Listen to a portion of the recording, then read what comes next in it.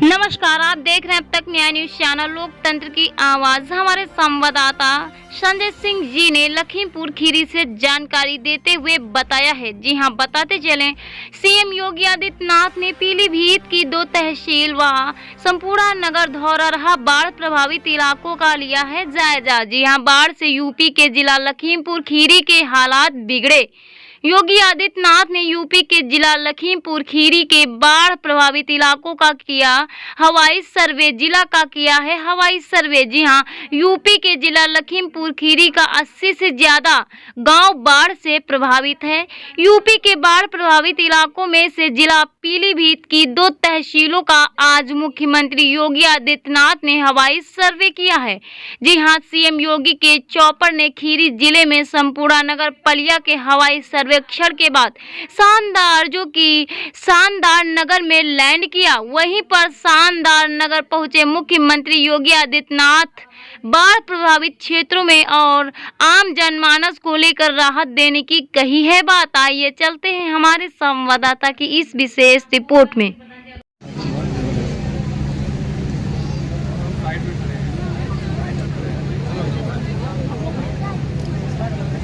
मित्रों, अभी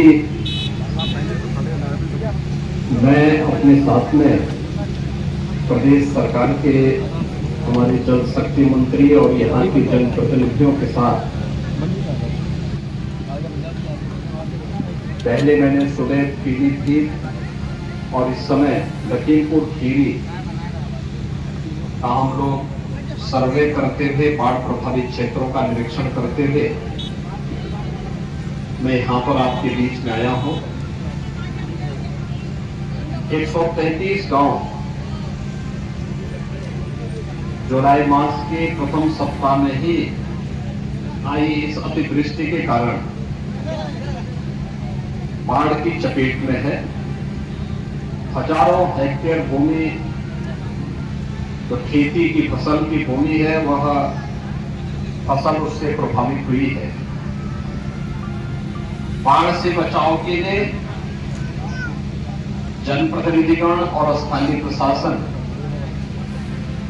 यहाँ पर अभी से पूरी तैयारी के साथ लगा हुआ है।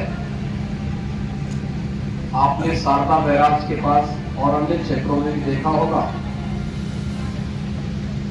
कि समय पर बाढ़ बचाव के उपाय करने के कारण बहुत सारी जगह में अचानक आई इस बाढ़ के कारण जनधन की बड़ी हानि को रोकने में मदद मिली। आपके जो विधायकगण हैं, जनप्रतिनिधिगण हैं, इनके द्वारा जो प्रयास समय पे किया गया था, आज उसका परिणाम है कि बड़ी आबादी को हम लोगों ने इससे बचाने में मदद की। लेकिन नेपाल और उत्तराखंड से काफी बड़े पैमाने पर पानी छोड़ने के कारण नदी में जलस्तर काफी वृद्धि हो गई थी, जिसके कारण जुलाई के प्रथम सप्ताह में ही बाढ़ की इस विभीषिका से जूझना पड़ रहा है। बचाव के लिए हम लोगों ने एनडीआरएफ, एसडीआरएफ, पीएससी की फ्लड यूनिट, इन सबको तो लगाया ही है। स्थानीय गोताखोर भी हैं। हर ग्राम पंचायत में नौकाओं की व्यवस्था के लिए भी कहा गया है। बाढ़ चौकियां भी यहां पर 38 बाढ़ चौकियां भी स्थापित की गई हैं। बाढ़ से 12 जनपद वर्तमान में प्रदेश के प्रभावित हैं और इन 12 जनपदों में राहत और बचाव के कार्य युद्ध स्तर पर चलाए जा रहे हैं। और मैं आज स्वयं भी पीलीभीत और लखीमपुर जनपद का दौरा करने के लिए आया हूं। जनपद लखीमपुर में लगभग 1 लाख की आबादी बाढ़ से प्रभावित है और इसमें हम लोगों ने यहां पर अभी तक यद्यपि कोई जनहानि और धनहानि धनहानि हुई है लेकिन जनहानि नहीं हुई है, पशुहानि नहीं होने के समाचार अभी देखने को मिले हैं। लेकिन साथ साथ प्रशासन को पहले से इस बात की हिदायत दी गई है, इस सीजन में बरसात में जल जमाव के कारण सांप के काटने से, बिच्छू के काटने से या जंगली जानवरों के काटने की शिकायतें आती हैं। इसके लिए एंटी स्नेक वेनम यानी सांप के काटने का इंजेक्शन और कुत्तों के काटने या जंगली जानवरों के काटने पर एंटी रेबीज का जो वैक्सीन होता है, ये सीएससी स्तर पर उपलब्ध करवाने की व्यवस्था हो।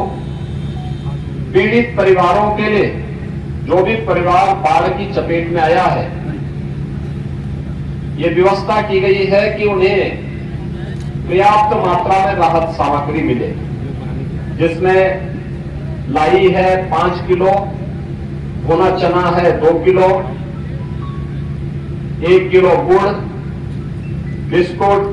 बिस्किट है 10 पैकेट, माचिस, मोमबत्ती, नहाने के साबुन, एक 20 लीटर का जैरकिन पेयजल के लिए, क्योंकि अगर बरसात का पानी कोई पिएगा तो उससे नुकसान हो सकता है।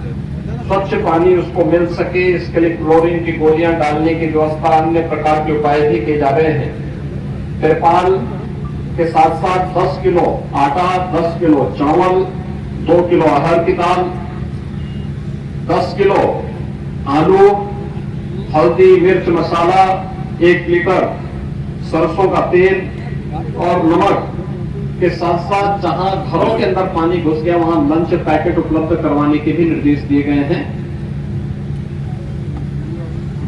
जनप्रतिनिधिगण लगातार प्रशासन का सहयोग करते हुए, जो माननीय विधायकगण हैं वे सभी प्रशासन का सहयोग कर रहे हैं और प्रशासन एनडीआरएफ, एसडीआरएफ, पीएससी की फ्लड यूनिट, पुलिस आदि की मदद से, स्वयंसेवी संस्थाओं की मदद से प्रभावित परिवारों पर राहत और बचाव के कार्यों को आगे बढ़ाने के लिए पूरी प्रतिबद्धता के साथ कार्य करेगी।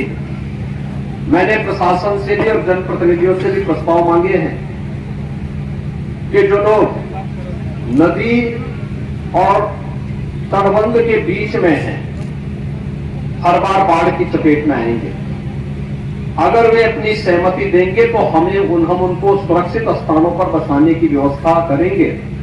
इसके लिए उनके लिए आवास वगैरह बनाने की व्यवस्था करेंगे। जैसे कि लखीमपुर खीरी में पहले हम लोगों ने प्रधानमंत्री आवास योजना की एक मॉडल, एक पूरी नई कॉलोनी के रूप में उसे विकसित करने के कार्य किए हैं और यही कार्य हम लोग यहाँ पर उन बाढ़ पीड़ितों के बचाव के लिए करेंगे, जो भी लोग उससे प्रभावित होंगे या जो लोग उस